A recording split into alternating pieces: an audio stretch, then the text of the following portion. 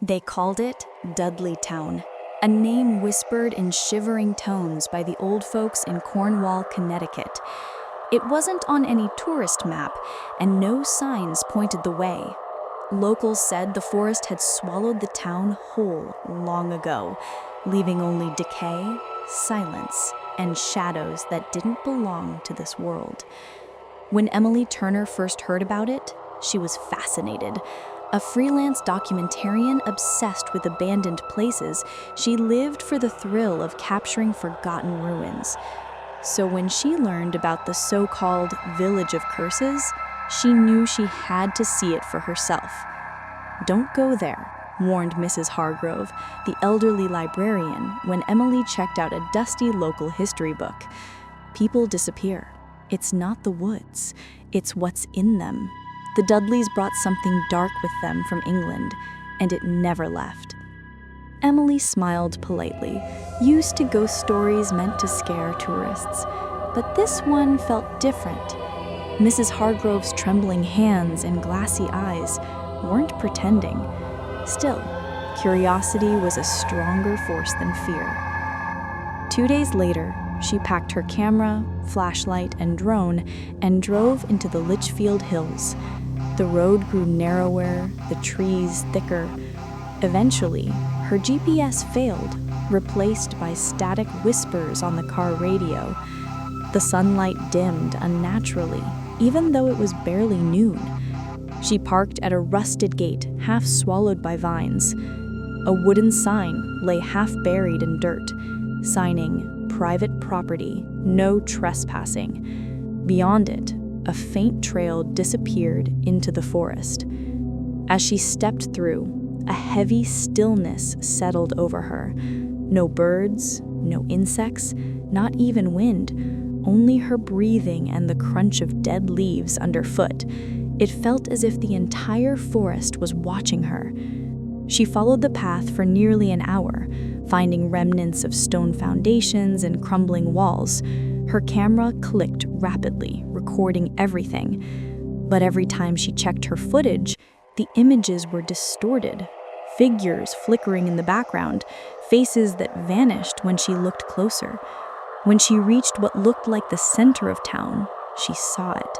A massive, decayed house, standing alone on a rise. The Dudley Mansion, according to local lore. Its roof sagged, its windows hollow like eye sockets. Emily raised her camera, zooming in on the doorway. And then she froze. In the dark frame of the door stood a man, pale, motionless, watching her.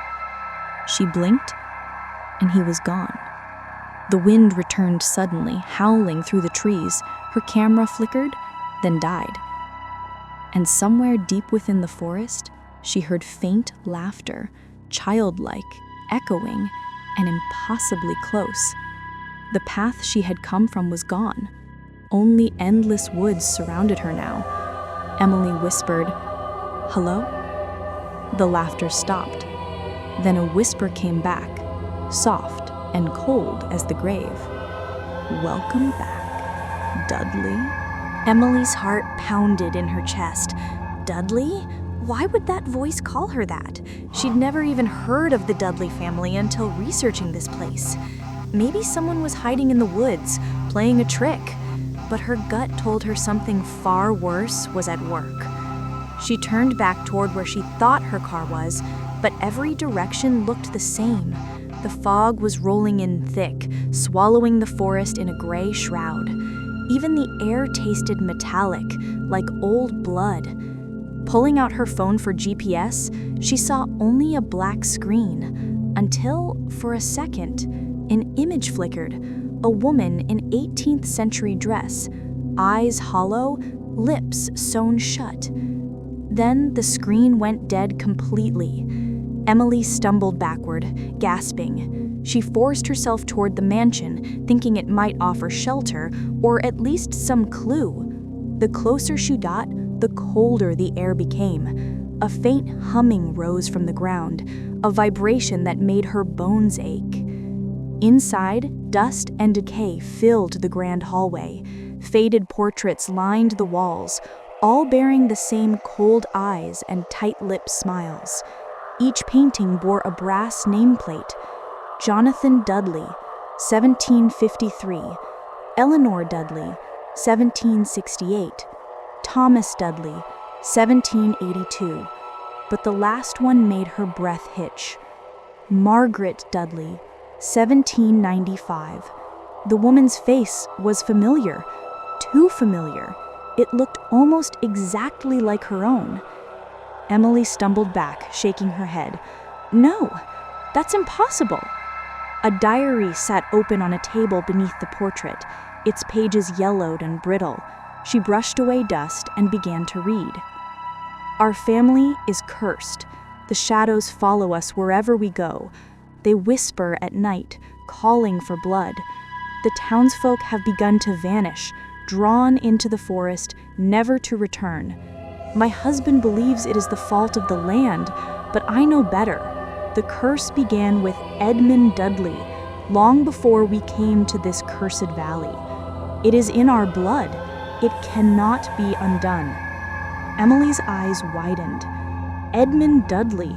She remembered reading the name in an English history book. He had been executed for treason in the early 1500s, accused of practicing black sorcery for the crown. Could the curse have followed his descendants here? Suddenly, the diary snapped shut. The air in the room grew dense. From the corner, a faint scratching sound echoed, like nails dragging across wood. "Who's there?" Emily whispered. The shadows along the wall began to move, stretching unnaturally, merging together into the shape of a tall figure. Its eyes glowed a dull, ashen white. You returned," it hissed, voice like wind through a crypt. "The blood always returns to its home." Emily stumbled backward, tripping over a broken chair. The creature's form rippled, its body half mist, half flesh. It stepped closer, leaving dark footprints on the wooden floor. "Stay away!" she screamed, fumbling for her flashlight. The beam flickered, once, twice, and when it steadied, the figure was gone. But on the floor where it had stood, scrawled in the dust, were 4 words that chilled her to the core. "The forest remembers you." Emily stumbled out of the mansion, gasping for breath. The fog outside was thicker now, so dense she could barely see 5 feet ahead. Every sound was muffled, except for the whispers. They came from everywhere and nowhere at once, soft voices murmuring her name like a prayer. Emily, Margaret, Dudley. She clutched her camera, now useless but comforting, in her trembling hands. "This isn't real. It's just a story, just a myth." A child's giggle cut her off. She spun toward the sound and saw movement between the trees, a small shadow darting just beyond the mist, then another, and another. "Who's there?" she called. A girl's voice floated through the fog. "You shouldn't have come back." Her breath caught in her throat. The figure emerged slowly, a little girl in a white dress, her eyes pitch black, her skin pale as moonlight. She looked about 8 years old. Mud streaked her legs, and in her hand she held a broken doll missing its head. "Who are you?" Emily whispered. The girl tilted her head. "We used to live here, before the curse ate the town." Emily took a step closer despite her fear. "What curse? What happened here?" The girl's lips trembled. "They tried to hide it, but the forest knows. The Dudleys made a promise and broke it. They took something that wasn't theirs." "Who did?" The girl's eyes darted toward the mansion. "Him." Before Emily could ask more, the girl's body twitched violently, her mouth opening in a silent scream. Then, like smoke caught in wind, she vanished, leaving behind only the faint scent of rot. A low rumble rolled through the woods and the ground trembled beneath Emily's feet. The trees seemed to shift, rearranging themselves into new shapes. And when she turned back, the mansion was gone. Panic clawed at her chest. She started walking, then running through the endless forest. Branches tore at her clothes.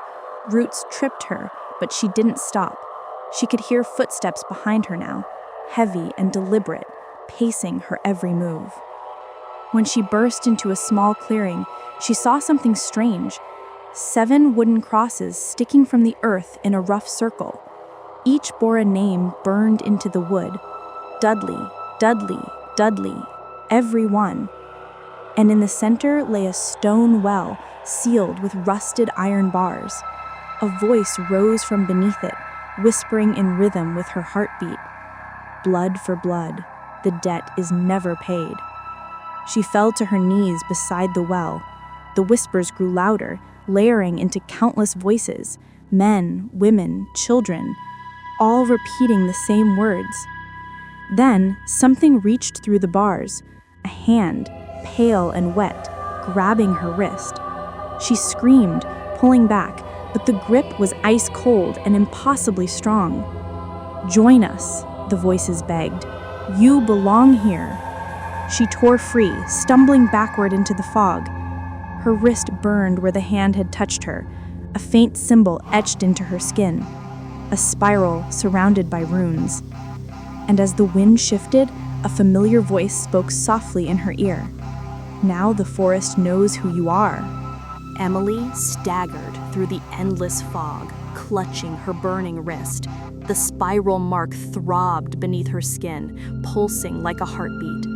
No matter which direction she turned, the forest seemed to twist, guiding her deeper instead of out. The whispers had grown quieter now, more like breathing than words. She could almost feel them brushing against her ears. The air was heavy, damp, with something that smelled faintly of decay and iron. She stumbled upon a clearing where the trees had died, trunks blackened, leaves gone. In the center stood an old church, its steeple half collapsed, its bell rusted silent.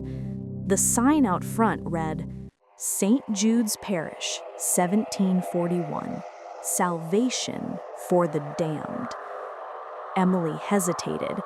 Every instinct screamed to turn away, but something stronger, a pull deep in her chest, drew her forward. The moment she crossed the threshold, the air shifted. Inside, the pews were overturned, the altar cracked in two. Torn pages of hymnals lay scattered like fallen feathers, and behind the pulpit hung a massive wooden cross, inverted. On the walls, written in what looked like soot or perhaps blood, were words repeated over and over. "The forest took them. The forest will take all." Emily's camera, dead since the mansion, flickered back to life on its own. The screen showed not the ruined church she stood in, but a different image entirely. The same church, centuries earlier, filled with townsfolk. They were kneeling, praying desperately, as a man in dark robes stood before them, chanting in Latin. She watched in horror as the man raised a dagger high above his head and plunged it down. The crowd screamed, and the image fractured, splitting into a blur of faces melting into black. Then the screen went dark again. A voice echoed behind her. "You've seen it now." She turned. An old man stood in the doorway, his clothes ragged, eyes clouded like smoke. "Who are you?" she demanded. "The last one left. I was born here before the town was erased from maps. The Dudleys brought something into these woods, something they couldn't control." He pointed at the mark on her wrist, "and it remembers their blood." "I'm not one of them. I'm not a Dudley." He shook his head slowly. Your face says otherwise. Margaret's blood runs in you. You were always meant to return. The forest calls its own home. Emily backed away, heart hammering. There has to be a way out. The old man smiled sadly. There's only one way. The curse must be fed. It took them one by one. Now it waits for the last of the line. Before she could reply, the church doors slammed shut with a deafening bang. The floorboards trembled. The old man's face twisted in terror. "She's coming," he whispered. From the shadows behind the altar, something began to crawl out. A woman in a tattered gown, eyes black, mouth sewn shut. Margaret Dudley. Emily screamed as the ghost raised a skeletal hand toward her, and the mark on her wrist flared with blinding light. The forest roared in response. Emily's scream echoed through the church as Margaret Dudley stepped closer, her stitched lips twitching in a silent snarl. The spiral mark on Emily's wrist burned hotter than ever, and she realized with a cold clarity that the curse wasn't just following her, it was inside her. The old man's eyes widened in terror. "You must resist, or it will consume you completely." "Resist?" Emily shouted, panic tightening her chest. "How do I resist this?" Margaret reached out, and the shadows from the corners of the room slithered like living snakes, wrapping around Emily's legs, pulling her to the ground. The whispers returned, louder and insistent. "Dudley, Dudley, belong. Forest, take, blood." Emily felt herself slipping, memories that weren't hers flooding her mind. Margaret's screams, the townsfolk vanishing into the trees, rituals performed in the old church. She saw herself in the past, a child running through Dudleytown, hiding from shadowy figures, doomed to repeat the cycle. "No!" she yelled, pounding the floor with her fists. "I'm not you." A sudden intuition struck her. The spiral on her wrist, it wasn't just a mark. It was a key, a seal. The writings in the mansion, the crosses by the well, the diary, they all hinted at the forest's hunger. If she could channel the energy back, maybe she could break it. Summoning every ounce of strength, she focused on the spiral burning, envisioning the curse contained, returning to its source.